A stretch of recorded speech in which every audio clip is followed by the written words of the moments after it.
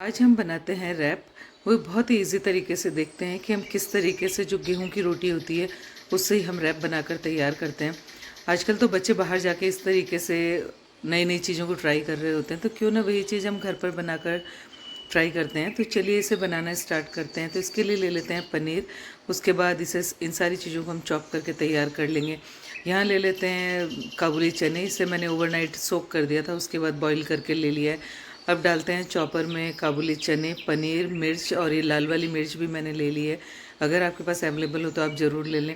उसके बाद डालते हैं इसमें धनिया और प्याज, और फिर ऐड करेंगे नमक, और इसे अच्छे से चॉप कर कर तैयार कर लेंगे। ये एक हाई प्रोटीन एक रेसिपी है, जो जो लोग डाइट कॉन्शियस हैं और वेट कम करना चाहते हैं उनके लिए बिल्कुल परफेक्ट रेसिपी है। तो इस तरीके से जो आप चपाती के साथ इसे बनाएंगे ना, इस रैप को, तो ये बहुत टेस्टी बनकर तैयार होगी और बनाना भी बहुत इजी होगा। अब अगर आप चाहें तो यहाँ पर हंकड़ का इस्तेमाल कर सकते हैं, नहीं तो गाढ़े दही का इस्तेमाल कर लें। फिर ऐड करते हैं इसमें शहद और कुटी हुई लाल मिर्च। अब इसमें तड़का लगाने के लिए ले लेते हैं तेल। उसमें डालेंगे जीरा, और फिर डालते हैं लहसुन की कुछ कलियां बिल्कुल बारीक कट करके।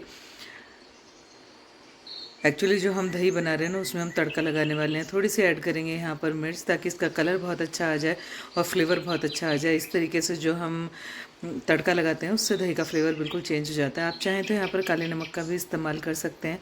मैंने यहाँ काले नमक का इस्तेमाल नहीं किया है, थोड़ा सा बस हल्का सा इसमें नमक का इस्तेमाल किया है, क्योंकि रोटी में भी नमक होगा, और जो आप यहाँ पर टिक्कियाँ बना रहे हैं ना छोले की, उन टिक्कियों में भी नमक होता है। तो आप देखकर ये डालें कि कहीं नमक ओवर ना हो जाए। अब ले लेते हैं एक नॉन स्टिक पैन।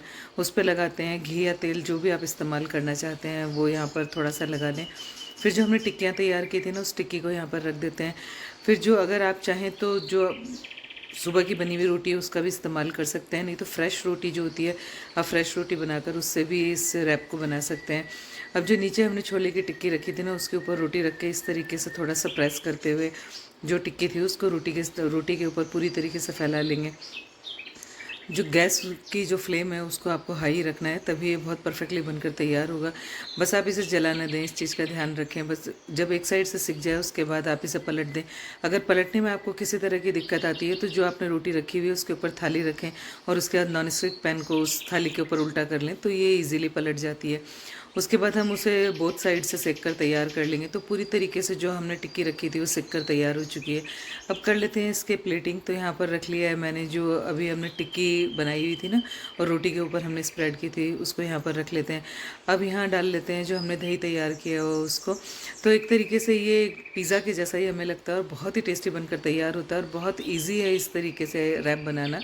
तो आप घर पर जो भी बची हुई रोटियां उससे भी रैप बनाकर तैयार कर सकते हैं। और वेट कॉन्शियस जो लोग हैं, जो लोग वेट अपना कम करना चाहते हैं, वो लोग भी इस तरीके से रैप बनाकर अपनी डाइट में शामिल कर सकते हैं। इससे भी वेट लॉस करने में उन्हें बहुत हेल्प मिलेगी। अब यहाँ पर डाल लिया, ऊपर से प्याज डाल लेते हैं, शिमला मिर्च, दोनों तीनों तरह की आप शिमला मिर्च का इस्तेमाल कर सकते हैं। यहाँ चाहें तो आप सॉस का भी इस्तेमाल कर सकते हैं, नहीं तो आप इस तरीके से आप कोई भी सॉस जो आप पसंद करते हैं उसे डाल सकते हैं। सेजवान सॉस का भी इस्तेमाल कर सकते हैं। मैंने यहाँ सेजवान सॉस डाला है। उसके बाद हम जिस तरीके से रैप आप बाज़ार में खाने जाते हैं ना, बिल्कुल उसी तरीके से इस रैप को तैयार कर लिया है।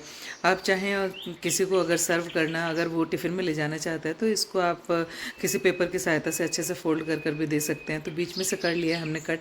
देखते हैं जो हमने इसमें अंदर जो फिलिंग डाली हुई है ना, वो किस तरीके की है, परफेक्ट।